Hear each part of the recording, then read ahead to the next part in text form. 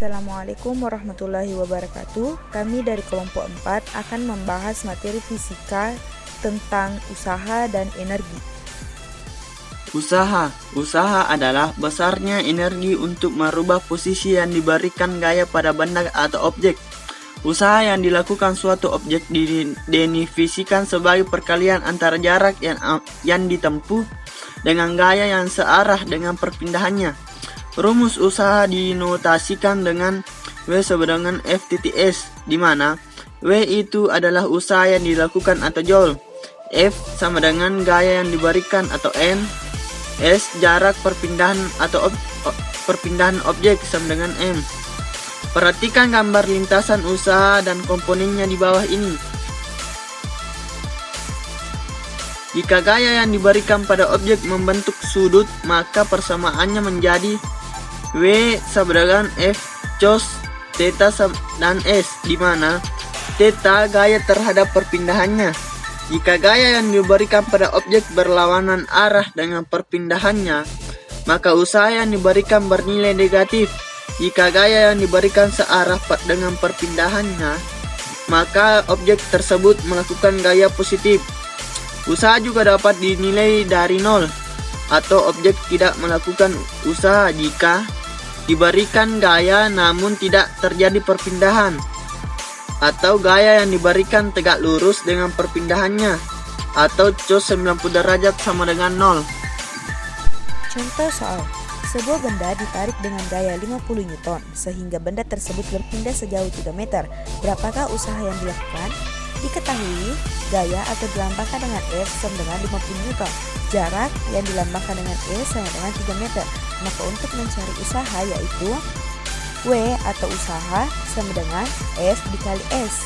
Jadi 50 dikali 3 sama dengan 150. Jadi usahanya yaitu 150 joule. Energi. Pada hakikatnya, energi tidak dapat diciptakan dan tidak dapat dimusnahkan. Akan tetapi, energi dapat diubah dari suatu bentuk energi ke bentuk energi yang lain. Definisi dari energi sendiri yaitu suatu ukuran kemampuan suatu benda untuk melakukan suatu usaha. Satuan untuk mengukur energi adalah joule atau disingkat dengan J.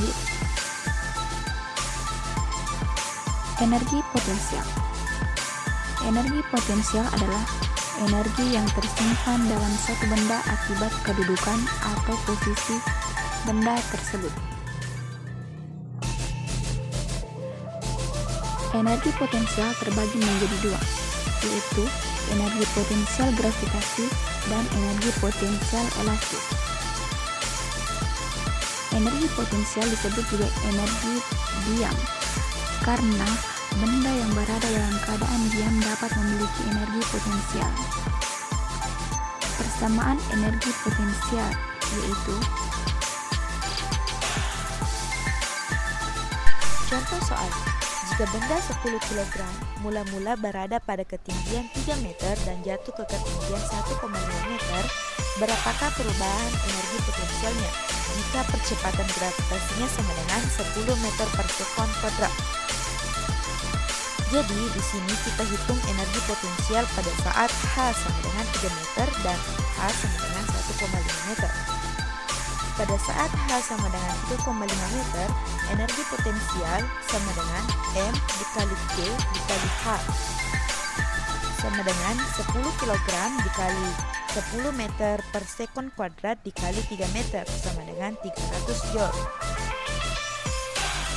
Ketika H sama dengan 1,5 meter, energi potensial sama dengan M dikali G dikali H sama dengan 10 kg dikali 10 meter per sekon kuadrat dikali 1,5 meter sama dengan 150 joule. Jadi, perubahan energi potensialnya adalah 300 dikurang 150 sama dengan 150 joule. energi kinetik. Energi kinetik adalah energi yang dimiliki suatu benda karena benda tersebut bergerak. Jadi, setiap benda bergerak memiliki energi kinetik. Contoh energi kinetik dimiliki oleh sepeda yang di kayu, pesawat yang sedang terbang, dan singa yang sedang berlari. Contoh soal. Sebuah benda dengan massa 25 kg bergerak dengan kecepatan 5 meter per sekon. Berapakah energi kinetik benda? Diketahui, massa benda atau dilambangkan dengan M sama dengan 25 kg. Kecepatan atau V sama dengan 5 meter per sekon. Penyelesaiannya, energi kinetik atau dilambangkan EK sama dengan 1/2 mv kuadrat sama dengan 1/2 dikali 25 dikali 5 kuadrat sama dengan 312,5 Joule. Energi mekanik. Energi mekanik yang selalu dimiliki benda adalah total dari energi potensial ditambah energi kinetik. Besarnya energi mekanik konstan atau selalu tetap, tetapi energi kinetik dan potensialnya bisa berubah-ubah tergantung pada posisi dan ketinggian benda. Secara umum kekekalan energi ini tertuliskan EM1 sama dengan EM2. Jadi EV1 ditambah EK1 sama dengan EV2 ditambah EK2. Jadinya MGH1 ditambah 1/2 mv1 kuadrat sama dengan MGH2 ditambah 1/2 mv2 kuadrat. Persamaan ini dikenal dengan hukum kekekalan energi. Untuk lebih jelas, langsung ke contoh soal.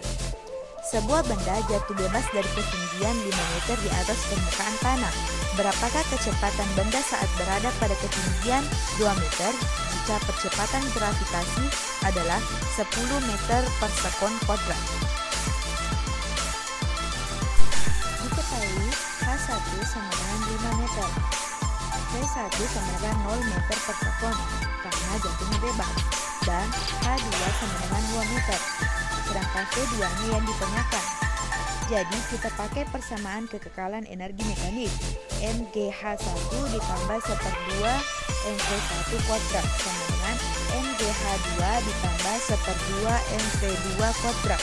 Massa benda tetap sehingga nilai M bisa dihilangkan, sehingga persamaannya GH1 ditambah 1/2 V1 kuadrat sama dengan GH2 ditambah 1/2 V2 kuadrat.